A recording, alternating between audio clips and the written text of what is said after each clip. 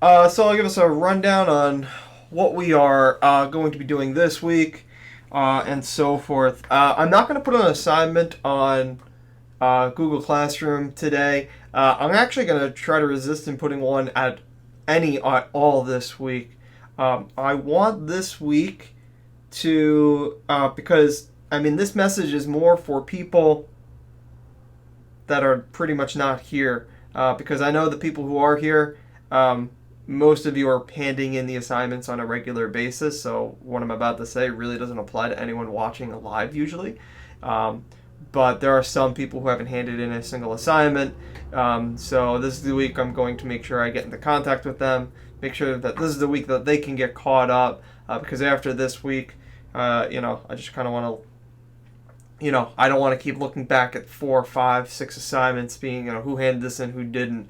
So this is going to be kind of that makeup week. So if you've done all your work, you're good. The only thing you need to do is just kind of come watch the stream live each day. But I'm not going to assign anything. Kind of like the first couple of weeks that we were doing this. We just kind of learned and just kind of moved forward like that. So that's kind of the plan. Wednesday, I'm not going to stream. I plan on going to the school Wednesday morning. I plan on being there for most of the day. I'm going to be getting pretty much the rest of your materials all printed out for you. I want to do that ahead of time so there's no overlap in possibly missing materials and stuff like that. I'm going to also try to print out the weeklies too that I have. I'll probably print out like 5 of them and just send them home too. We may do, we're going to do some of them, but not all of them. But that way you have it, because I know some people don't have a printer. But that's my plan on Wednesday. So I'm going to go to the school, get everything printed out, get that last unit printed out. And because we don't have a Regents, as you guys heard, there's no school till the end of the year. I still don't know what that means in terms of a final. I don't know. There's a very good chance we don't have a final at all. Which means, well, what do we do with all that time we were going to review for? Well, I have a plan to kind of maybe teach you some things that we have kind of not necessarily skipped, but just some more advanced topics in geometry that wouldn't be on the Regents, but they're, I think they're good to learn. They might be useful for you next year. I'm going to teach you some trig topics that you would use in trig next year, and then some Algebra 2 stuff as well. So my plan is to kind of organize all that, send it home for you, and that's what we're going to be doing for next year. So you're actually going to learn a little bit more than we normally would have because we don't need to do the Regents review. As long as you're doing the assignments week to week, you should have no problem passing this class. It's the people not doing the work are the ones that should be concerned. So if there's any questions kind of on those kind of semantics, just feel free to ask a question and I will make sure that I answer that if there's any confusion on anything. Today, to start off the stream, I want to review some of the stuff that we were doing last week with angle measurements. Just maybe find 1 or 2 questions on this page that we can go over. And then I want to jump right into the new topic. Obviously, you can see I've titled today Circle Segments, but we've been doing angles. So I want to make sure we get to the segment piece. But we're going to practice too with the angles first, just to kind of refresh our memory from last week. Since we had a nice weekend, I don't want anyone to have this stuff fall out of your head. Let's take a look. I'm going to take a look at number, let's see. I'm going to take a look at number 10. So I'm skipping 9. I'm going to go direct to number 10. It says, the measure of angle TSV is 6x plus 17. So that's in here is 6x plus 17. Arc SV. So that's got to be the minor arc. That's this one right here. That is going to be 15x plus 13. What is the measure of arc SUV? So just be aware that, look at the arc they're asking for.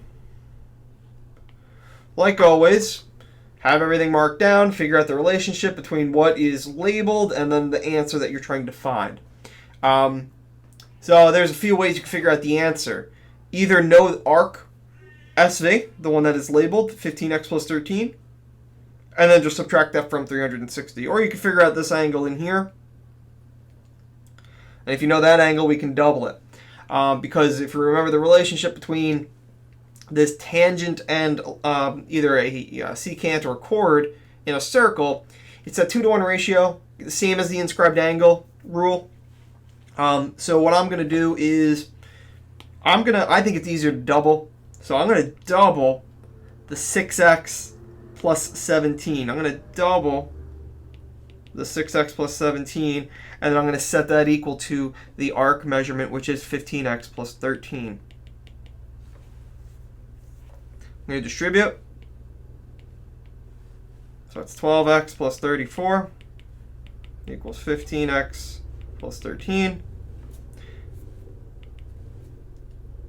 And I'm going to put my x's on the right-hand side, like always, just because to avoid any negative values. So those are going to go away. I'm going to subtract 13 from both sides as well. So I get 21 is equal to 3x. Divide both sides by 3. And we get x is equal to 7. Oh, I don't want to circle it because that's not the answer. But we need that for the answer. Obviously, you don't have an expression you can plug in directly for the final answer. So the best thing to plug into is going to be this expression right here, because we know that's part of the circle. That's the other arc to the circle, and we can just subtract whatever that answer is from 360. So I'm going to plug 7 into this one. So 15 times 7 plus 13 is 118. Oh, again, I circled that and I shouldn't. That's the answer we're going to subtract from 360 to figure out that purple arc right there. So we subtract 118 from 360, and we get an answer of 242 degrees. That is the final answer, 242.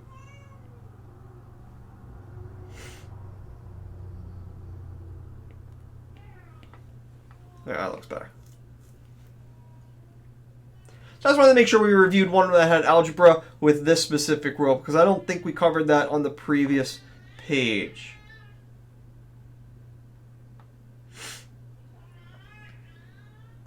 And then we'll take a look at one more.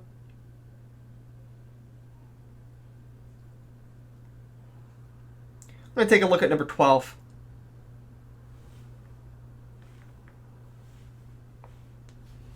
This will be the last one we do on this page, and then we'll move on to something completely new.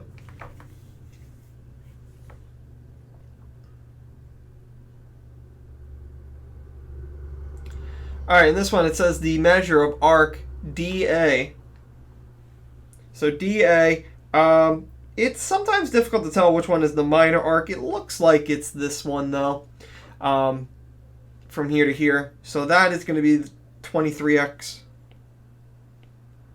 minus 14. Then the measure of arc DB, which is 9x minus 4. And the measure of angle DCB is 5x plus 11. Find the measure of arc DA. So this one's not too bad. I actually thought they were going to ask me to figure out arc AB, but they didn't. But, I mean, the reality is we can figure out any arc we need. The first thing we need is the value of x. So if we remember the rules here, the most important thing to remember is when it's angle measures and arc measures, big arc minus little arc, divide by 2, is equal to the angle measure. And that the big arc is the one that's highlighted, the 23x minus 14. So it's 23x minus 14 minus the little arc. Now this might be the first time this is coming up. We are subtracting an entire expression. We're subtracting 9x minus 4. So because we're subtracting an entire expression, it is very important that the expression goes in parentheses, because that negative will need to be distributed. You are subtracting 9x and you're subtracting a negative 4. Which it might seem weird, like how come I didn't put the first one in parentheses? Technically, I could have. I mean, there's nothing saying if it's an expression, a thing that has more than one term, you can always put it in parentheses. It just doesn't matter in front of the first one because you're not subtracting anything. It really does matter in front of that second one. That's kind of the biggest hurdle you're going to have to look out for when you're thinking about this stuff mathematically. You're subtracting an expression, and expressions are then going to need parentheses. And then all of that is going to be divided by 2. And that is equal to the angle. The angle we just know is 5x plus 11. We can throw that over 1 because we're going to likely have to cross multiply and all of that stuff. But before I combine like terms, we should distribute this negative first. So we have 23x minus 14 minus 9x plus 4 all over 2 equals 5x plus 11 over 1. Now is a good time to combine like terms. We got a 23 and a negative 9, a negative 14 and a positive 4. I'm just going to write it right next to it. I know I'm running out of room. So the 23 and the negative 9, that is going to be, I think that's 14, positive 14x. Negative 14 and positive 4, that's going to be a negative 10. All over 2 equals 5x plus 11 over 1. That looks better to cross multiply. Cross here, cross here. Don't forget to distribute. So in that 2 is going to distribute into the 5x and the 11. So it's going to be 10x and 22. So 10x plus 22 equals 14x minus 10.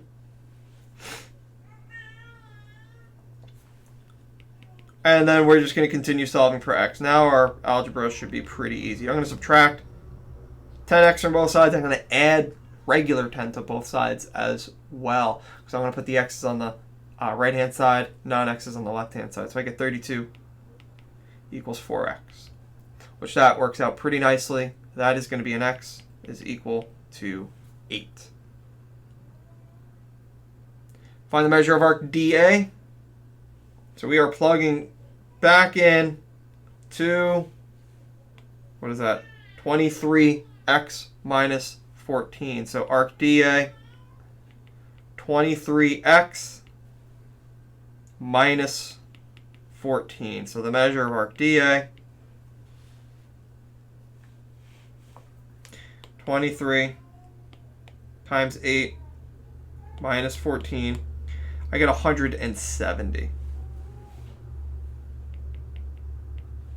degrees. So obviously the algebra behind these ones can be a little bit tricky. I think that the most missed thing is going to be that initial setup in the parentheses.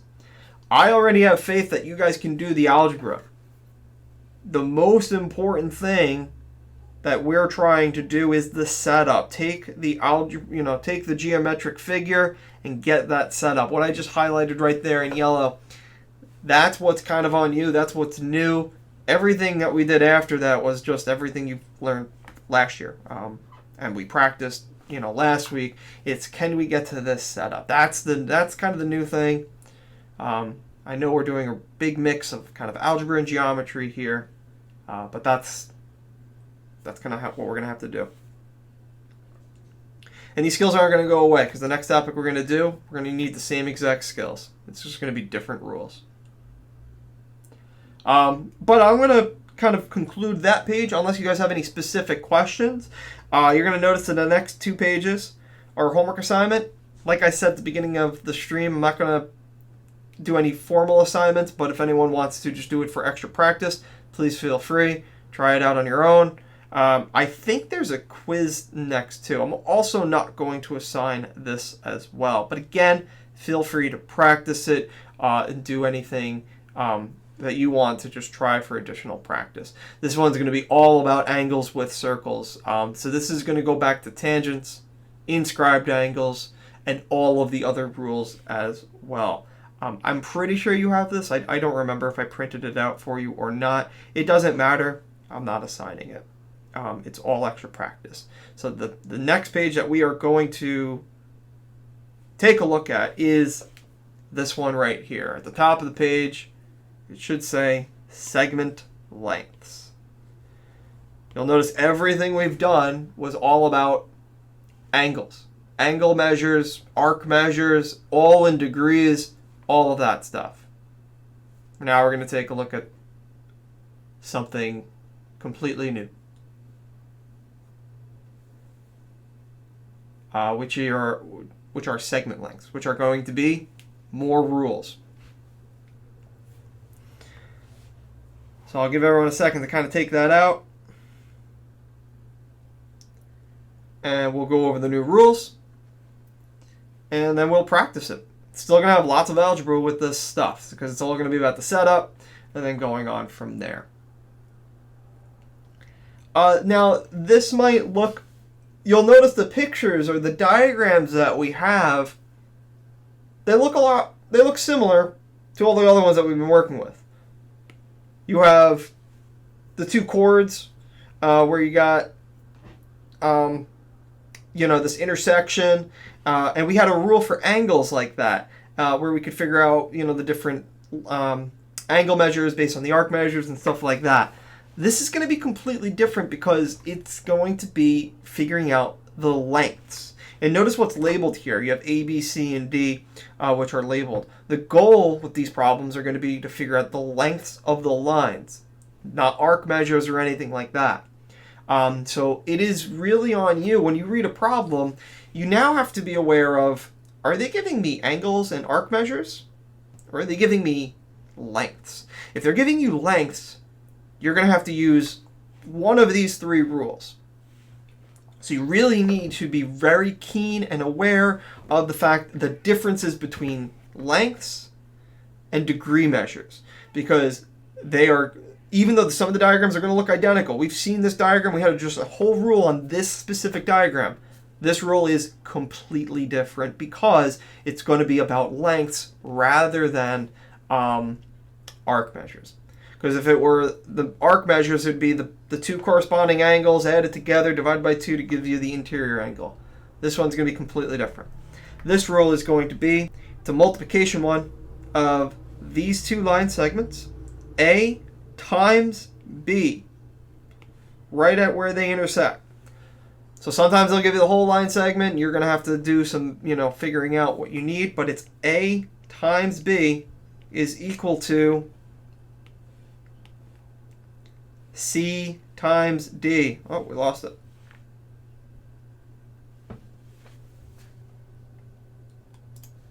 There you go.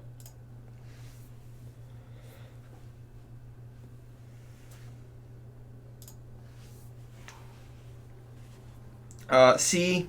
Oops. C. Oh, why is everything... There we go. A times B equals C times D. And there's a few things that we could I could kind of expand on this idea. I have seen a Regents ask you to prove this theorem, which is actually a challenging thing to prove. And they literally gave you this diagram that's right in front of you. And they said, here's this diagram with two chords in a circle. This is the rule. You know this rule. You've learned it. And then they asked you to prove it. And I thought, out of any proof I've ever seen on a Regents, that was by far the hardest one I've ever seen. I've never seen them ask to prove a theorem. Usually we just take these theorems, we kind of accept the rules behind them, and we move on. But proving a theorem, that's something completely different. We can get into it a little bit because you'll notice that this setup, A times B equals C times D, actually does look like something we've seen before. It's the product of the means equals the product of the extremes. And if you remember where that came from similarity.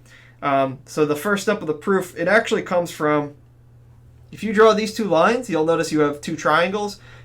Once you know those triangles exist, it's very easy to prove that they're similar by angle, then corresponding sides are in proportion, product of the means equals product of the extremes. But that is the only proof, and literally in that proof you actually needed to draw in those two lines to form triangles, which I've never seen in a proof ever, where you had to draw in lines. That was something completely new. That's the reason why I bring it up, because since I've seen it once, I'll bring it up.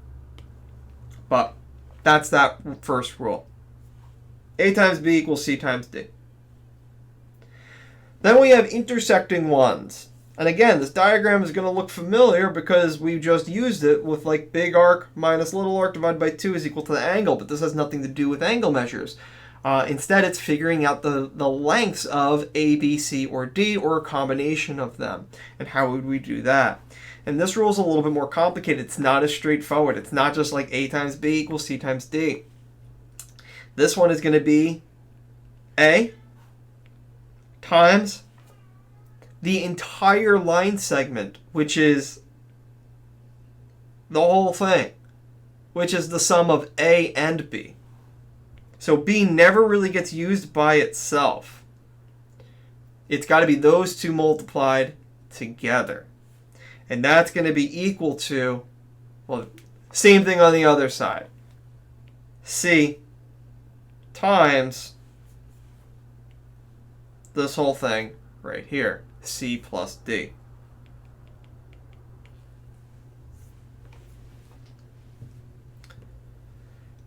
And the letters I'm using are arbitrary. I mean, there's nothing saying I need to be using A, B, C, and D. As long as you know it's that outside piece times the entire piece. This piece in the middle never gets used in isolation, but the amount of times that they'll give you that piece of information, they're going to do that all the time. You need to add it to the other piece so you have the entire line segment rather than that inside one. And then the last one is just, instead of two secants, it's a secant and tangent, which one side is actually going to look very familiar. It's just the same as the other side. It's going to be B times the whole thing, B plus C. So B times B plus C. But you can't do that to the right-hand side because there is no inside piece. So instead, it is just equal to A squared. And the one that's squared is always the tangent, always.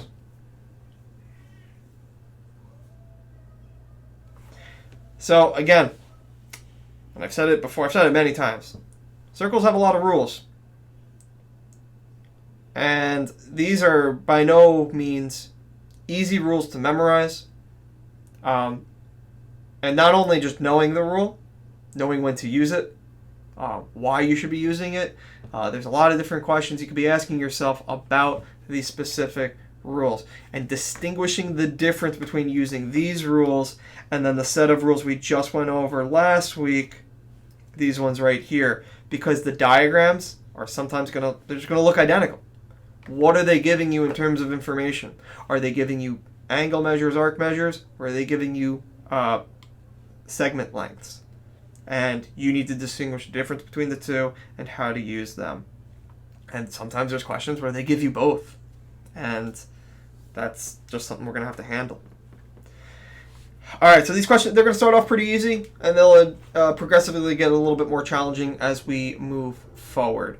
But let's take a look at number one. Number one is a relatively easy one. And I think with usually, at least whenever I've seen these on the Regents, most students, if they remember the rule, they're almost always getting it right. That's kind of, it's as simple as that, because the math behind it usually isn't going to be terribly challenging. If you remember the theorem and the formula and how to plug things in, usually you won't get it wrong. Not many students get the algebra wrong. So that's kind of the good news. So here, it's always this piece and this piece. It's the individual line segments. So 14 times 15 is equal to the other side, which is an x and 10, so 10 times x. That's pretty easy to solve. 14 times 15, so 14 times 15 is 210, is equal to 10x. Divide both sides by 10. And you get x is equal to 21.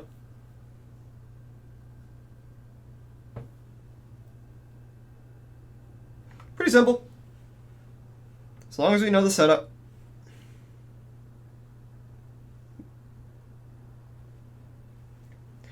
Number 2. Now we have an expression. Be aware, expressions, like usual, like I just mentioned earlier too, if you see an expression, make sure you're going to use parentheses around them because it's very likely you're going to have to distribute. It is, because if we start with the expression 5x minus 1, you have to multiply that, everything, that 5x minus 1, all the terms need to be multiplied by 4. So when you're writing it, it's a good habit to write expressions like 5x minus 1 in parentheses. That is going to be multiplied by 4. I like to put the 4 in front just because I think it looks better. Equal to the other side, which is just 2 6s, 6 times 6. And then we got to solve that algebra right there. So we're going to distribute the 4 across. So we get 20x minus 4 equals 36. Add 4 to both sides. You get 20x equals 40. Divide both sides by 20. X is equal to 2. I think that's the... Oh no, it says find BD. So that's not the final answer. They want the answer. They want to know what BD is. And BD, look what BD is. It's the entire line segment. Notice when you plug in the 5x minus 1, that is only B to, or D to the intersection right there. It's not going to be the whole thing. So when we plug in 2, 5 times 2 is 10 minus 1. This line segment is 9.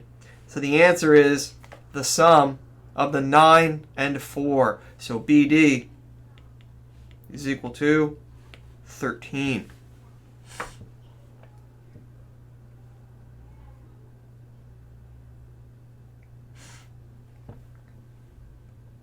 All right.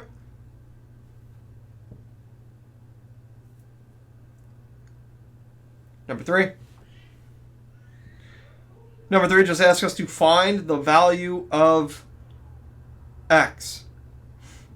So we don't have to plug anything in, but we do need to figure out the value of x. So we're going to make sure we follow the rule. I'll start with the expression, x plus 7. Doesn't matter what expression you start with. But it is going to be multiplied into 24. An expression times a number. Make sure the expression goes in parentheses. So 24 times x plus 7. And you're going to see the exact same thing on the other side. 27 times x plus 5. We're going to distribute. We got to distribute twice. So it's 24x plus 168, the 24 times 7, is equal to 27x. 27 times 5 is going to be 135.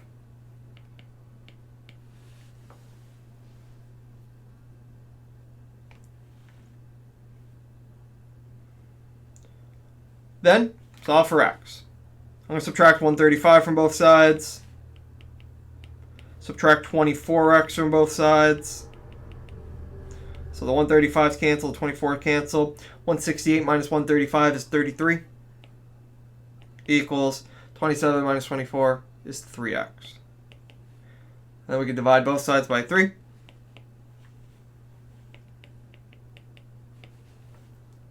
x is equal to 11. We just had to find x.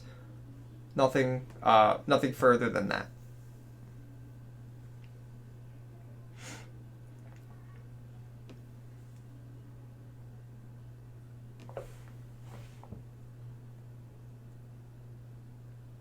Let's see. Yeah, we can do number 4. Number 4, they want us to find the length of TQ. And just kind of looking at everything they gave me, I'm we have a good idea what rule we're going to use, but just be aware of, all right, that highlighted piece right there, that's what I want, that's my answer. So whatever I get, I need to plug into 2x plus 1 after I find the value of x. But we're going to plug in just like we've been doing. 14 times 2x plus 1. Set that equal to, I'm going to start with 18 first. Just because I like to start with the number first. Doesn't matter which one you start with first, you can multiply in any order, as long as the expression goes in parentheses. 2x minus 5.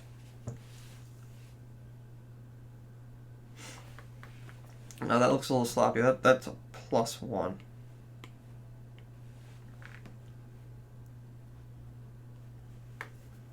We're going to distribute. So distribute the 14 to both. Also going to distribute the 18 to both as well. So we get 28x plus 14 equals 36x minus 18 times 5, well, negative 5 is going to be negative 90. Subtract 28x, add 90.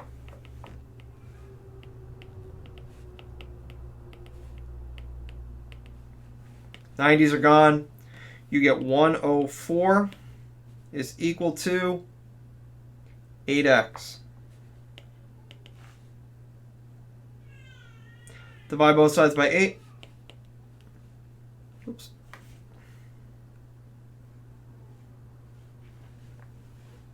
And you get x is equal to 13.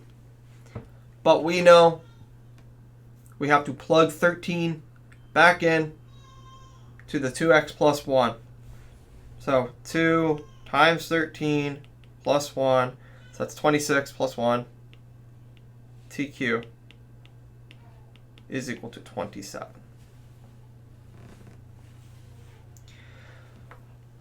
So that's all the examples with that specific rule. Just as a general census, how do we feel with this stuff? I'm not sure if you guys feel it's more complicated, less complicated. Again, I can't read your reactions from here, so it is a little bit hard to determine. Pretty good. That's good. So we are going to get into the other rules. Feel like it's less complicated. Oh, that's good. It's okay.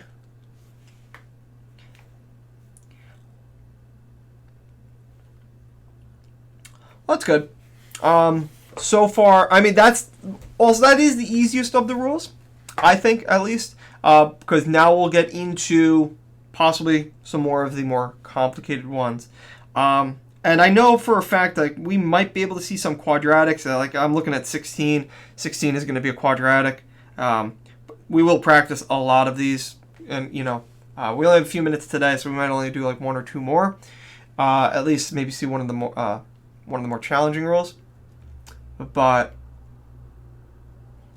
I mean, they can get tricky. It's just one of those topics that when you're doing it, maybe it's not so bad, but when it comes back at you, it's just like there's a rule to it. Maybe you just forgot it.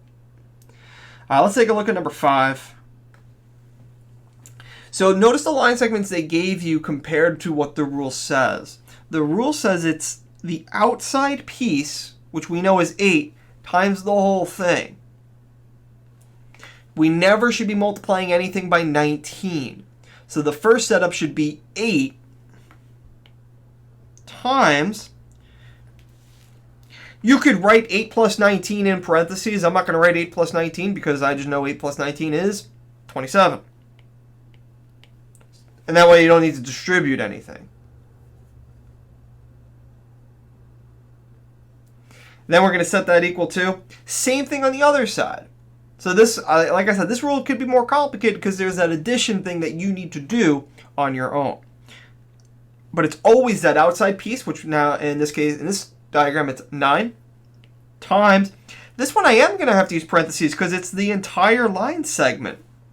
The entire line segment is 9 and x added together, but we don't know what x is. So we have to call it 9 plus x. So that is what this setup is going to look like. So make sure that, you're comfortable in how I applied the rule, from up here above. And why I've chosen to combine the two numbers, but if it's an expression, because you have numbers and x's trying to add together, then you're going to have to use the expression. But it's always the outside piece times the entire segment, never b and d alone. So this one we can solve for. So we get 8 times 27, we get 216, equals, we're going to distribute 9 across. 9 times 9 is 81, plus 9x. Subtract 81 from both sides. We get 135 is equal to 9x.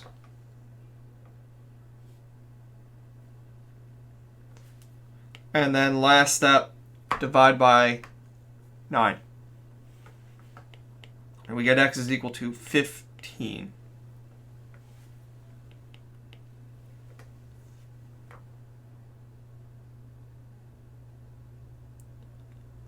And then you could always double check by plugging in 15, make sure that the equations actually balance out if you prefer. But that is, I believe that's the correct answer. I have 11:39 on my side here, so that only gives us a minute left. So I think that's a good time to end. We'll do number 6 when we come back to the stream tomorrow. We're just going to practice these rules tomorrow. That's kind of the entire goal. So we might do that one, and we might just do this entire page. Not the most exciting stuff, but I think it's a good thing to practice. And like I said, there's going to be no stream on Wednesday because I want to jump into something that's going to be a little bit different from this stuff, which is going to be the equation of the circle. Hopefully we can pick that up on Thursday. But if there's any questions, just let me know. Feel free to practice any of the assignments that I did skip just for you to practice. And again, if you have not handed in assignments, please get those in. I'll be contacting the people who have not handed things in, especially the people who have skipped a lot of them. All right? You guys have a nice day. You're welcome. And I'll see you tomorrow.